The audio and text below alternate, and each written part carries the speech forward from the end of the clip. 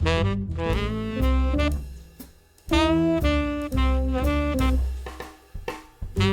woman was asked whether she would discuss her marital struggles with her friends, and her answer were quite interesting, actually, prompting a deep conversation about the potential impact of sharing personal relationship details with friends and how it can influence perceptions and dynamics within a marriage. Take a listen.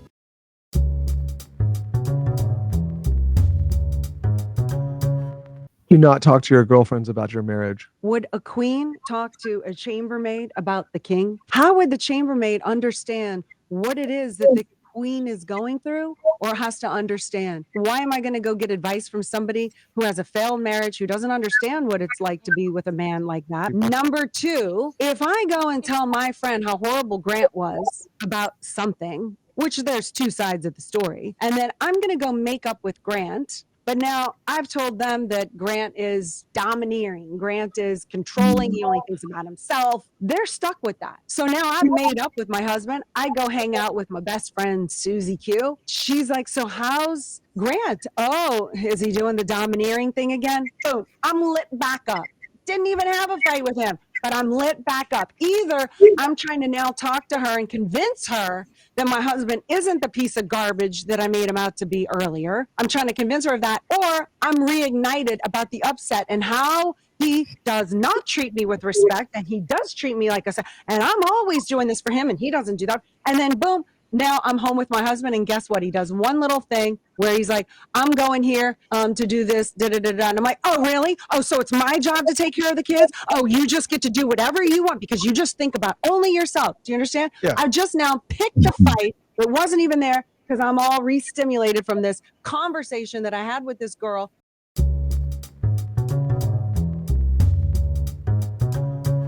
Welcome back to my Darling Bride podcast, powered by Refuge and Fortress Network. It is yours faithfully and sincerely, Pastor Emmanuel Ludansi. And I have with me on today co-pastor, First Lady Lonnie O. Hello. And PK all the way from Connecticut. Wow. What up? How you guys doing today? Much better than yesterday, I'll tell you that. So I heard a little birdie told me. Ain't no birdie, Charlotte. All right. I knew that was gonna land well. A little bird. Okay, not a little birdie. Sorry. Someone told me you're trying to get a puppy. How's that going? Really? You're gonna put me on the spot? Your day yesterday. I just have an insightful message to just give you, before you get to go down that journey. So Really? yesterday, right? We usually wake up at like 5:30, 5:30 to get the kids ready and get them in time for school. So we got up a little bit past 6. So now we're 45 minutes late. Getting up, trying to get all the kids ready, get them showered, get them going. Only for us to walk out of the room and there's this like stench. There's like a strong smell. And I'm like, what is that smell? Only for our precious, wonderful, hyper puppy. He threw up in the middle of the night and he slept on it and it dried up and now it's stinking up the whole house. Yeah. So now we're running late. We got to get all kids ready, dressed for school. All three we got to kids. feed them. So as I'm dressing up the kids, feeding him, PY took our dog Otis, took him out to potty because he has to potty first. Took him from potting to go shower him, and this is like 6:50 in the morning. We have to be at the house, listen, like 7:20.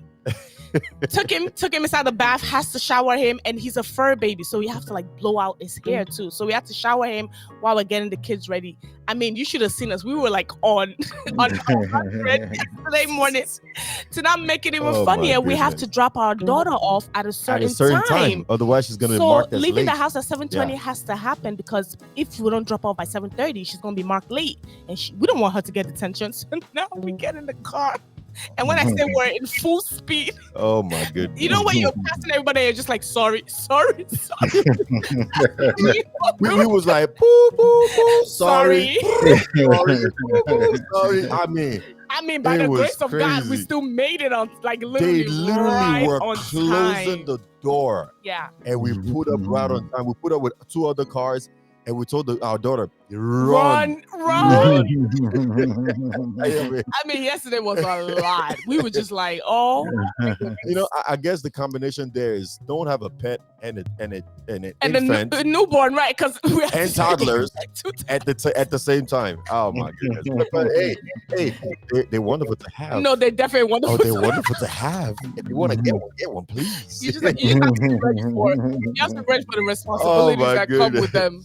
Anyway, if you're yet to subscribe, please go ahead and do so now. Also, don't forget to comment and share this podcast with somebody who you believe is going to be blessed by this episode on today. Yeah. The Bible said in the book of Proverbs, chapter 12, verse 15, the way of fools seems right to them. The way of a fool seems right to them, but the wise listen to advice.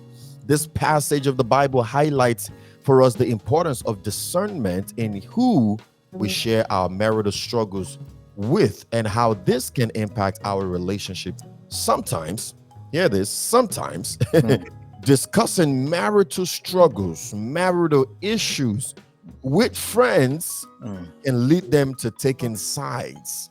And taking side is fine, but it can also create division. Right.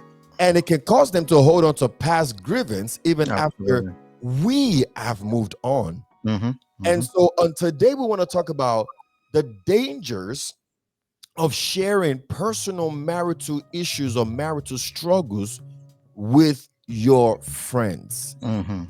With your friends. Yes. In this context, we must then begin to ask ourselves, how can friends influence our perception of our marriage? And what should we consider before sharing personal details? Can these friends, amen, can these friends make or break a marriage? That's what we want to talk about on today. That's what we're talking about today. On today. Ooh.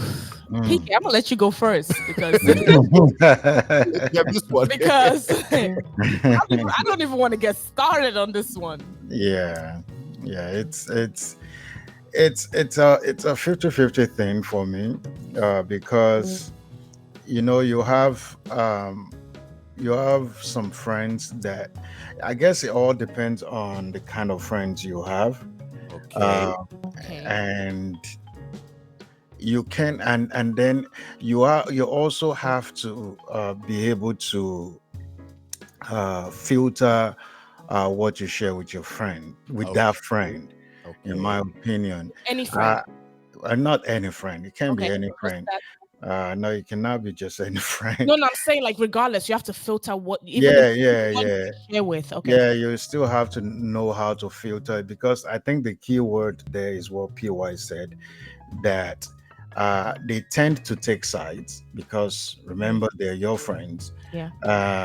And even if it's the friend of the family, usually before any and this happens to anybody.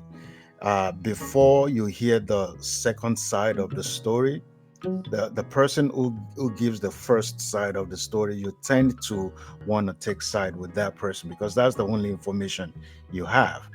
And and then like PY said, after, even when you both have moved on, there's still a tendency of creating that division, or them holding on to that past grievance, and then you both have moved on, and even if they're not saying it, then they start looking at your partner as a certain way. So I think for me it is a 50-50 thing, but I tread very carefully in that regard. I would go to grave with my secret. Yeah. I mean, I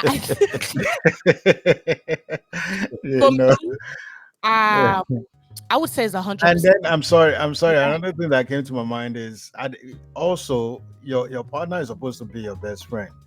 If you can't share or try to manage the situation, and there are situations where you cannot manage the situation when it gets to that level, and that's why we have counselors. That's why we have pastors that you can try to seek godly counsel, spiritual counsels from, and all that. So I mean, I like that you brought that last part in, because the key word in this conversation now is friends, right? It's not saying anybody like spiritual leader or counselor, because some people go to their pastors and they share things like that, right? They'll rather share with their ministers or their spiritual fathers or their pastors or counselor before they share with their friends, and that's because they're going for a guided counsel.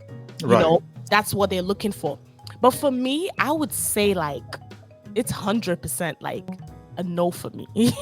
So Yeah. I'm the kind of person where it's like I don't like people in my personal business. Exactly. Number one, I feel like people can be judgmental without knowing the full story. You're not going to understand it from my perspective. That's the truth Absolutely. of the matter. The truth of the matter is you're not going to see the way I see it because I see this person in all ramifications. You don't. So Mhm. I have the grace to be able to let some things go because I've seen this person. I've seen this person turn. You haven't. So you don't have the capacity to let some things go. And you don't see the making ups. You don't see the talking through. You don't see all that part. You only hear what I feel in the moment of At anger, that moment. the Yeah. moment of hurt.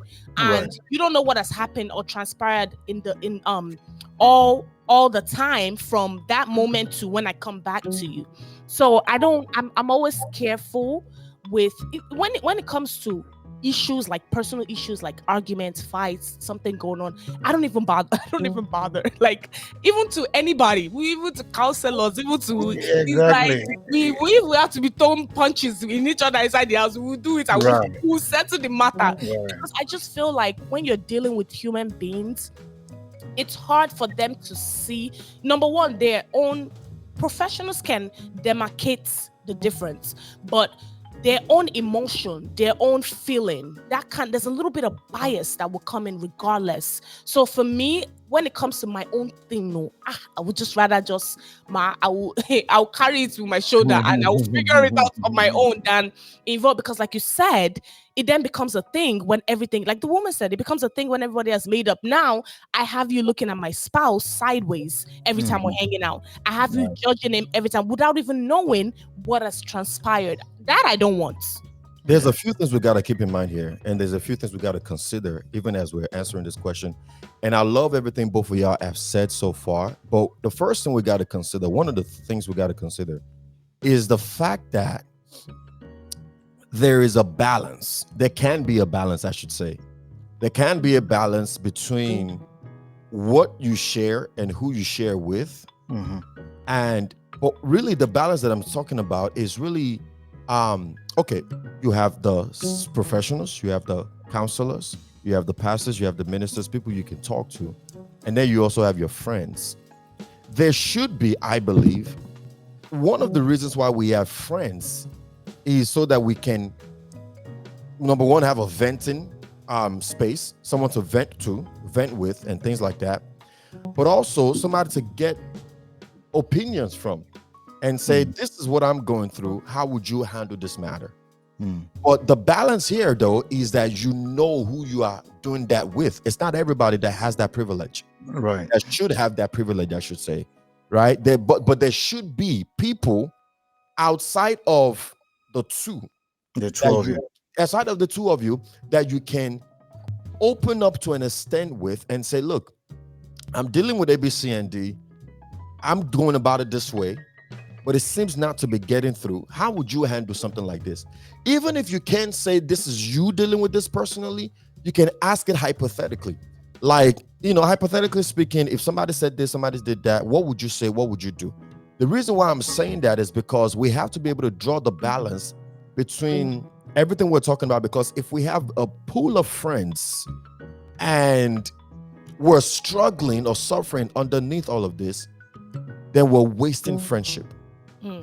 Because it's more than just social, it's more than just kicking, it's more than just laughing and talking. It's about having a shoulder to lean on too, right? But you just got to be discerning of the friend and the thing that you're sharing with that friend. That's number one consideration. The second consideration is the fact that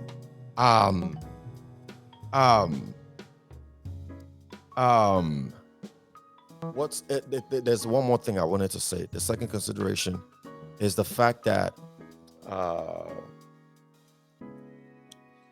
mean, while you're thinking about it, let me just yes, go jump ahead. in that part. I mean, I get what you're saying in terms of having, like you said, if you're going through stuff, you don't want to go through those things by yourself, especially if you have somebody you could talk to or vent to. And both of you said it in the right way of knowing who that person or that friend is that you would want to discuss that with. But even me, even me in that moment, I would still filter it in the sense of, like you said, PK, I would still filter it in the sense of, let me not tell you I'm the one going through it. Let me just throw it to you because I don't want you to really know what's happening, because I don't want you to have any judgment. And like you said, it could be a friend that's friend to both of us. Maybe that makes it easier. You understand what I'm saying? That's what I was gonna say right now. That perhaps one of the reasons why this is a bit of a problem is because this friend we're speaking about It's one person is a one-person friend, and Right. there's bound to be bias. Right. Bound to be. There's no way you can go about it. Right. If she's your friend, and maybe as your friend, she probably didn't even like your husband from the From the get-go. beginning, now she has the opportunity. Now to she show has the it. opportunity to be like, yep, I already told you. I done told you. It ain't good for you. It ain't right Now for you. you seen it I now already for told yourself. you. So you're just fueling that. But then again, that's point number 2 that I wanted to raise. Number 1, balance between what we share, who we share them with, because it is good to have that outlet to share with somebody outside of the two of you. That's number 1. Number 2, perhaps it would be easier if the friend is our friend and not Right. just Your your friend friend. or my friend, Right. because then they'll be able to look Don't at be it like, biased. I can't be biased. I won't pick a side. I won't pick a side. You're my friend, so is he my friend. Like, Yeah. we're friends. Like, if you know what I'm saying, like PK, for example, Exactly. there's no way you can say PK is your friend or my friend. Exactly. You know what I'm saying? Like, he's our friend, our family friend. So it's It's like, more my friend. hey, I'm just, hey, man. All right. I'm You just messing around. So, but the third thing we want to also consider here too is what she said that I feel like we're not catching, or Which we're is not what? listening. She said, would a queen share matters with a chambermaid? Pause. Okay, first of all, That word of choice is not the it's not the greatest best when you're to describing describe your your friends. friends. Because why are I was you friends with them in the first place? Exactly. No, though, hold on. It is telling, though. I understand It the is metaphor telling. she was trying to use. It is telling in the sense that there are friends, Mhm. and then And there there are are friends. Yeah. Right. If you I was know gonna, what I mean. I was gonna, that's what I was gonna say to respond to what you just said, because I think we've had this conversation, not on the podcast in the past, but like when we're just talking, that our circle of friends is very tight, and we the thing is, the first issue I have, from assumption from this audio we heard, is that it sounded like this is a friend to just one person. I feel like that's a problem, even because the moment I'm in a relationship with someone, I'm married to someone, your friends, my friends, become a family friend. And Exactly. if that is not happening, then we should find a way to, they can still be friends, but put them in the second or third level of Yeah. friends. Right. Because my friends, who I call my My friends, best friends. my close friends, they are tight. They are very small and they are tight.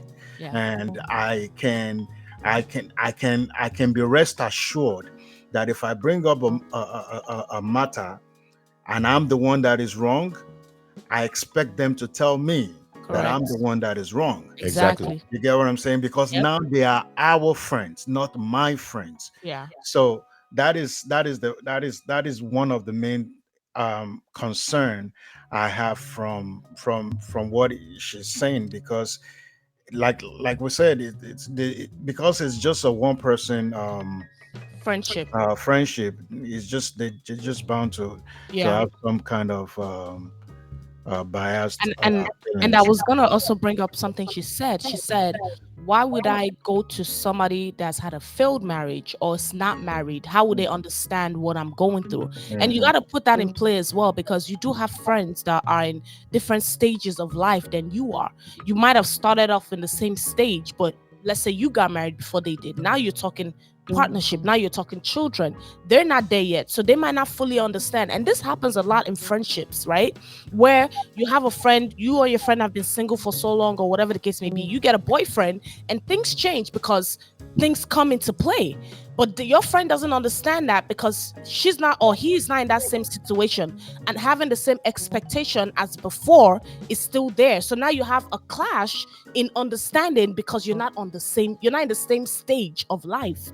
And that happens a lot when you see people get married, where friends are like, well, you changed, or you this, or you that. Yeah, I got married. Things happen. Things are gonna change. Things are gonna happen. You're not gonna, and then you then see them later on down the line enter that same stage, and now they understand. Yeah.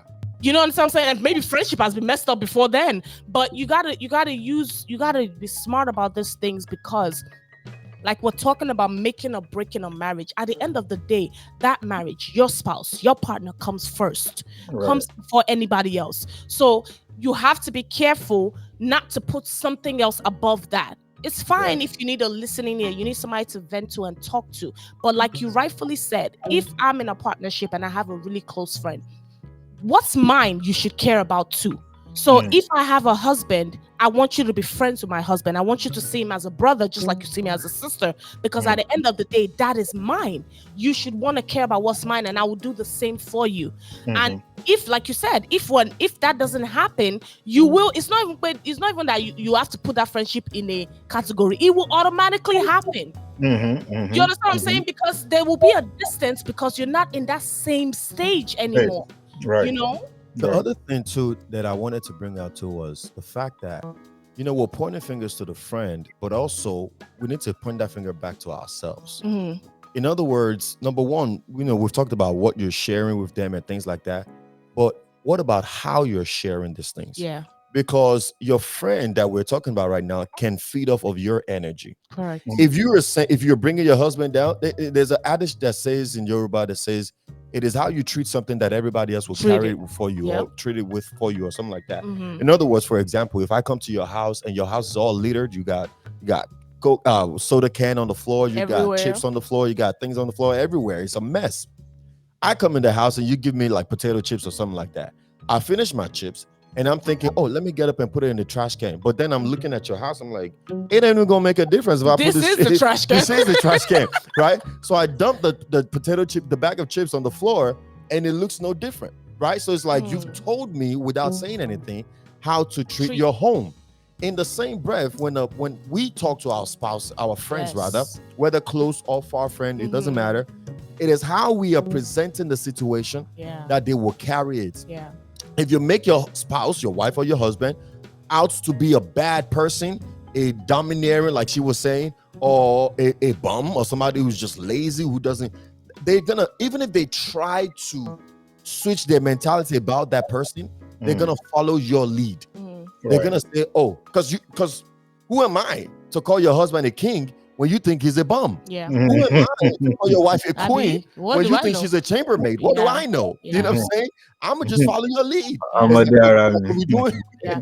And then it even ties back to what we were saying earlier about, your friends being friends to the family, to all of you. Because if as a friend, my husband, my spouse, even in whatever, because sometimes people go in the emotion they're feeling right now. Yeah. 5 minutes later, they could go back and be like, all right, I'm calm down now. So this is what really happened. Right.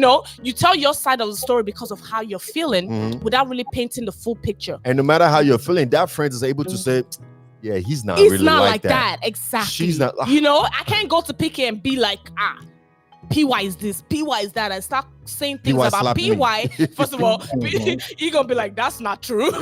He would know I'm speaking from emotion. So automatically, don't even take what I'm taking in that moment as face value. We can talk about it again or after, or whatever the case may be, but he's not biased because he knows who PY is. Yeah. So if you're friends with your partner's partner, it makes it easier for me to be able to come to you without feeling like you're going to judge my partner, without feeling like you're going to be biased, because at the end of the day, the person I'm with, the kind of relationship we have. Whatever might have happened based on whatever is going on. And you can rightfully then tell me, like you said, if I'm the one that's wrong, or you can tell me how to go about it without having to knock anybody down. So let me ask this question. How can couples respectively communicate their feelings, their issues, their struggles with one another without involving friends? I'll go. Go ahead. For me, I would say what I do, because I will tell you right now, I don't involve anybody in anything that goes on in our marriage. Like, it's not like we don't fight or we don't argue or we don't have, every couple, every relationship has their own thing. But when I say I purposely, I intentionally don't, because the way I do it is, number one, me and my partner, me and my husband, we know each other, right? We know how each other works. If something ticks me off, he already knows what my mood is going to be, right? And sometimes it just takes time, because we've made it to the point. I'll speak for the people that have made it to this point, right? We've made it to the point where we know, okay, it's me and you. Like, there's nothing gonna change that. So I can be upset from now to tomorrow. We're still gonna come back and solve this problem. So I give space. I give time for things to calm down, for time for things to kind of chill and relax. And then we go back and address it. We go back and address whatever the issue is. I come back and come to you and say, okay, what happened yesterday or whatever the case may be? I really didn't like it and it's still bothering me. You understand what I'm saying? Yeah. I don't let it linger, or I don't let it. And if I can truly let it go, if it's not that big of a deal, I'll let it go and move on. Because at the end of the day, if something happens to me outside, let's say I saw something, the first person I want to call is PY. So obviously, I don't have my gisting partner with me anymore. So what will I do? I have to solve the problem. If your partner is your best friend, if your partner is the person that you go to for everything, you have to resolve the matter so you can have your best friend back. You understand what I'm saying? So for me, it always has to come back to the resolve. I'll give time, I'll give space for us to calm down and relax, but I will always come back and be like, okay, let's discuss what happened, because that can't happen again. So that helps me not involve friends. That helps me not take it to anybody, because at the end of the day, it is between me and you. And I love that point you're raising, because you're raising a point of a resolve in your heart and in your mind that this is us and there's nothing that's going to separate us. So whether we have somebody to talk to or we don't have nobody to talk to, we're going to have to figure this thing out. Exactly. And in that frame of mind, you're like, I have no need. Yeah. You know what I'm saying? But another thing I would say to that too is that we have enough respect for one another that we rarely have issues that would need discussing. Like we bicker, we talk, we argue over a few things here and there just because we're not agreeing in that moment about a certain thing. But it's not so bad to the point where it's like, I got to involve a village about this matter. Because that's just us though. To the glory of God, by grace, we have been able to maintain that level of that level of peace in our home. That it's not like, oh, there's fire on the mountain. I'm trying to put it out, but I can't. I need somebody to come and help me bring more water, more bucket of water, and pour it on this fire, because it's just not going out, right?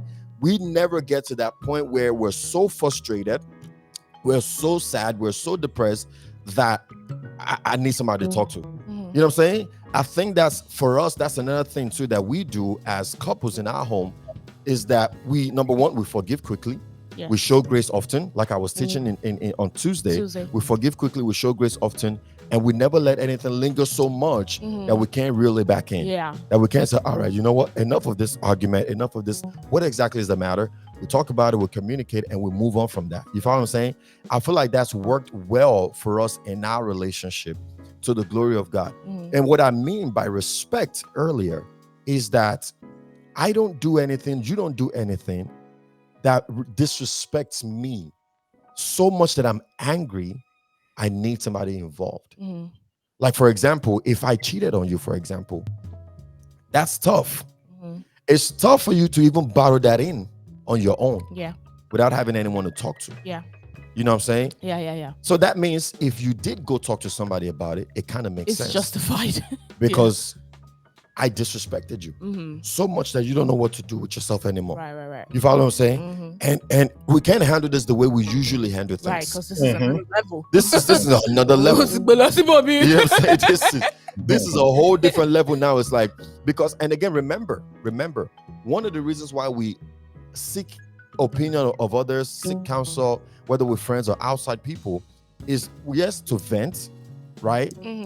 But also to get their opinion but also to know what you're going to do, what your Yes. move, your next move is going to be. Yes, yes, yes. Because this is out of the ordinary for Yes. you. Normally, you know exactly what to do. Mm. You follow what I'm saying? You. I don't know. You didn't take out the food when you're supposed to. You didn't help me with something. Maybe you got me taking care of the kids by myself, and it's like, wow, you know, or you talk to me anyhow. You don't talk to me nicely, blah blah blah. Mhm. You know exactly what to do in that situation. Mhm. Don't talk to me like that. Mhm. Don't help me with the kids. Did When do this we start ABC that like one? wait, there's a solution Yeah. to those minute problems. Mhm. But when it's like you cheated on me, and normally my initial instinct is I'm leaving, I'm walking out of this marriage. But then there's so many things to Much. consider. Yeah. So now I'm at a crossroad. Yeah. I don't know what to do. Yeah. And if I'm trying to make this decision by myself, I have to ask myself, are you in your right mind? Are you bugging? Right. Is this step you're about to take the right step Are to you in take? the right mind to make that decision? And that's why I love that Bible verse that says, the way of a fool seems right to them, but the wise listen to advice.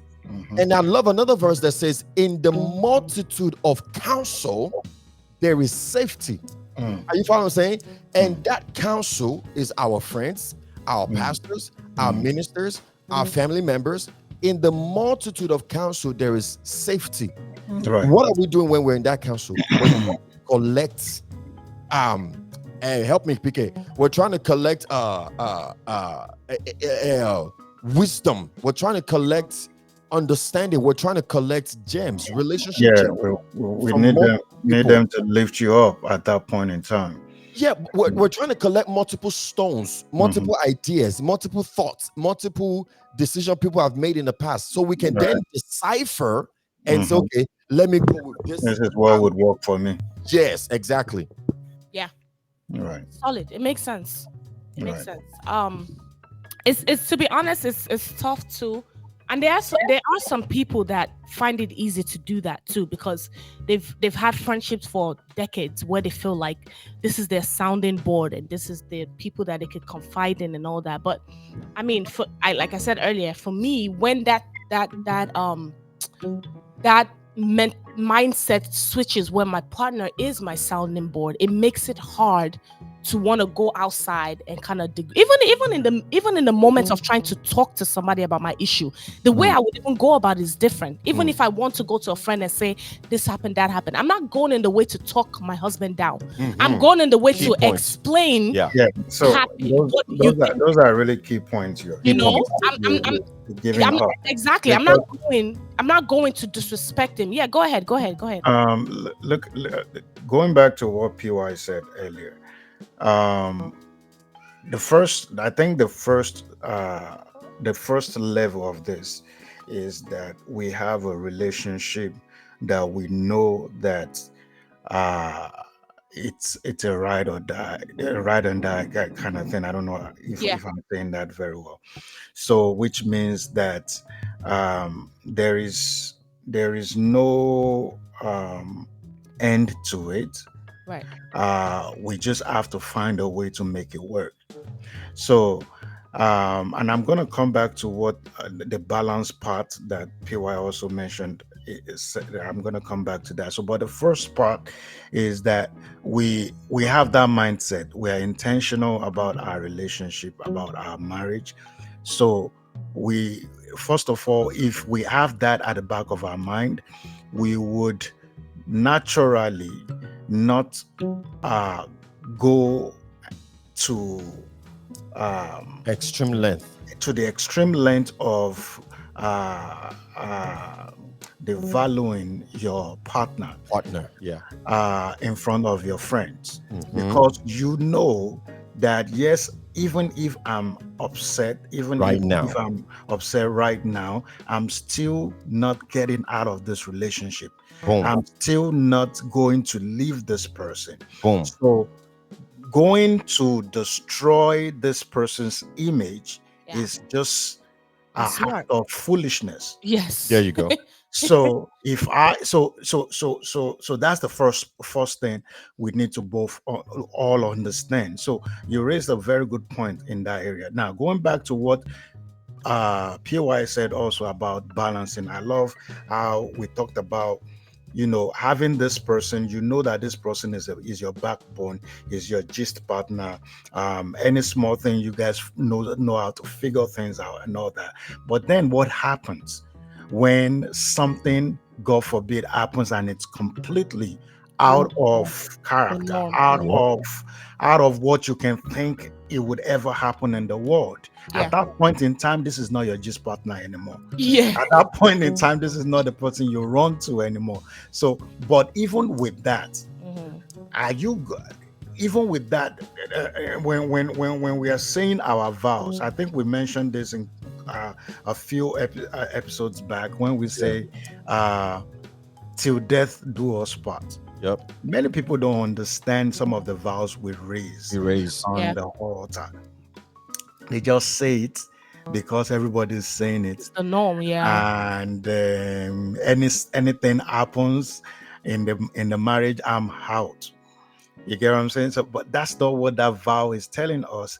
Unless this person is violently maltreating you, and There you are are allowance. There are allowance. exactly, there are some allowances to it. So unless it falls within that allowance, you just have to have it at the back of your mind that this thing I'm in, and that's why it's best to get into the right situation from the From the beginning. get-go. Yeah. Yep. So, And it's like, so if this is where I'm in, at the end of this whole mess, even when this situation that we are in right now is completely out of what is norm, but at the end of the tunnel, we're still going to figure it out. yeah. Now, when you go to your friends, or when you go to someone you can, talk to, because we all need that person. Yeah. We just have to. But when you do that, then you still have to know how to place the matter, because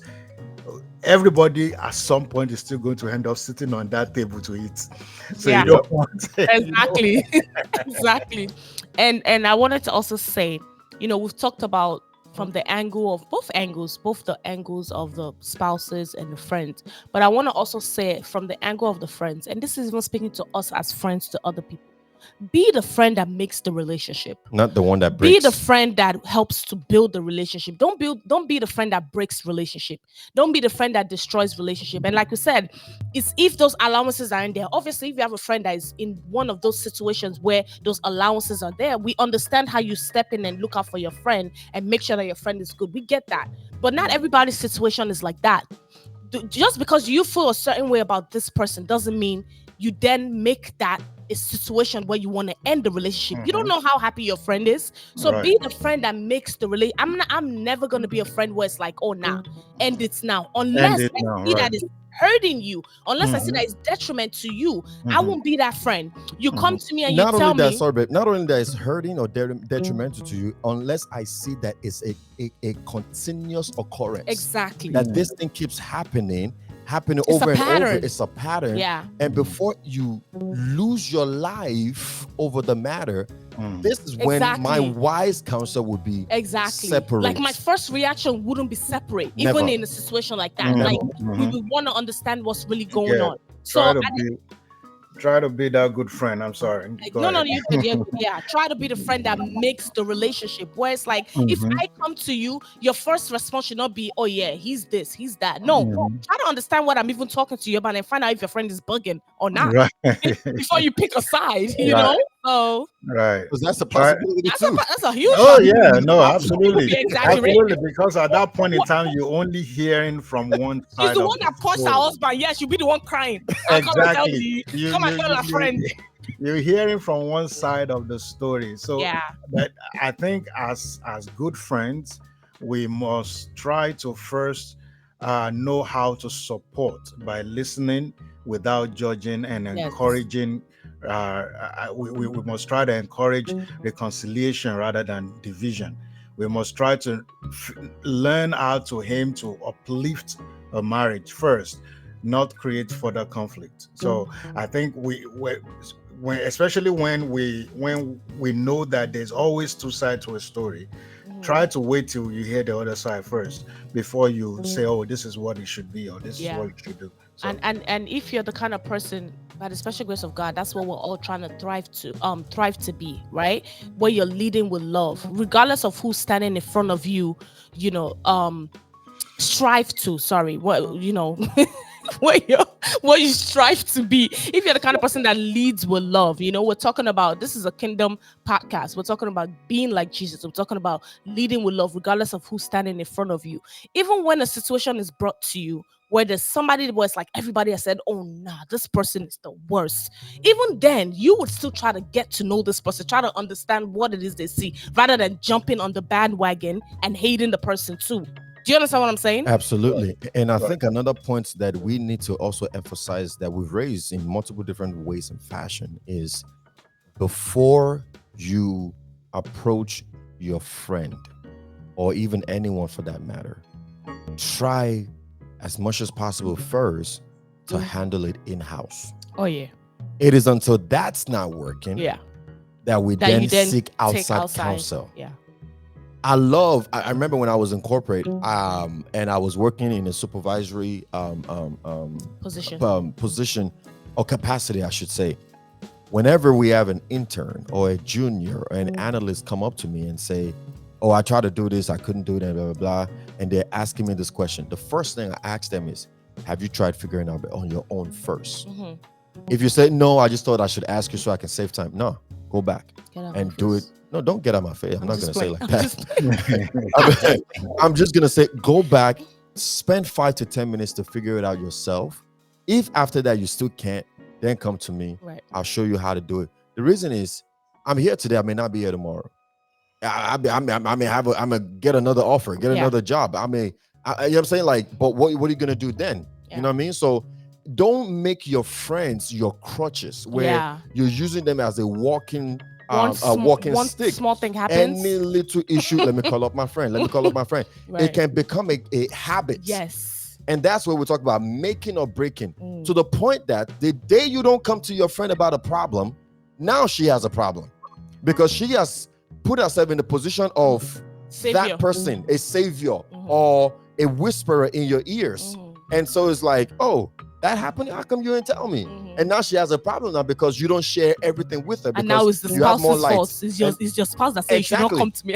You know what I'm saying? So we got to just be careful how we approach these things, how we relate with our friends, how we say things like that. But I love what you said about, being the friend that makes, not the one that breaks. That's a very powerful statement, because it reminds me of the part in the Bible that says iron sharpens iron. In other words, you are a kind of friend that sharpens, that makes better, not the one that dulls my spirit or pulls me down. And that verse, I really like it because it's emphasizing the importance of surrounding ourselves with wise counsel. Wise counsel, right? That encourages growth rather than division. Yeah. You follow what I'm saying? Remember what I was saying, that in the multitude of counsel there is safety. This is what we're talking about. People with wisdom, not foolishness, wisdom, and while friendship can provide valuable support, it's also crucial to maintain the integrity. Yes. Key word, integrity. Oh my goodness. Some people have washed their marriage on the floor. They have washed their spouses on the floor. That when you see that person, you just, you know what I'm saying? Or when you see them come out and act like all is well, they take a picture and they're looking good on the outside. You're like, because you know how much they've destroyed the value of their home.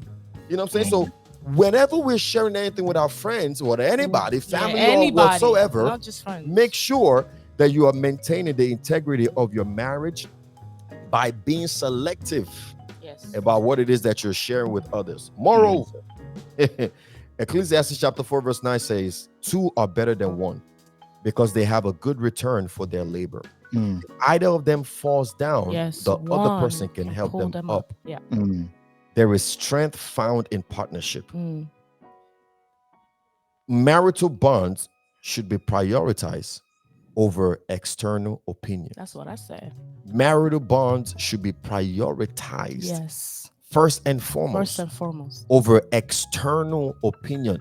And I always love to make that point clear. When Yeah. we talk about external opinion, we're not just talking about friends. Yes. We're talking about families. Everybody. We're talking about pastors. Yeah. We're Talking about social media. talking about social media. Thank you. Ooh, We're boy. talking about external opinions. Unless you are in that marriage with me, Yeah. tó jẹ́ pé, you know. You. I don't know. Yeah, Can you, I don't know. I don't know. can you please elaborate, We please? ain't got time. No time to elaborate. Well, thank you very much for that. We have 2 more minutes. Can you elaborate, please? Our time is fast. Fast spent.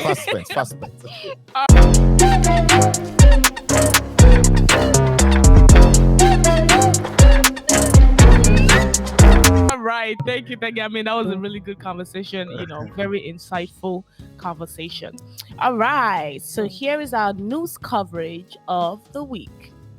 In this week's news, a new initiative has been launched by the U.S. Department of Health and Human Services to improve access to affordable health care for families. This program aims to reduce the financial burden on families by increasing subsidies for health insurance and expanding eligibility for low-income households. Ooh, that's important. Yeah. This is an important step towards ensuring that all families have access to the necessary healthcare services. For more information about this initiative, visit the Department of Health and Human Services website at www.hhs.gov. That website is www.hhs.gov. Healthcare is very important too. You will know when you start popping out kids. You need that health. You need that health insurance. Listen, affordable health insurance. Let's put that right there, because you can have health insurance and it's not affordable. You are better off not having insurance at all at this point.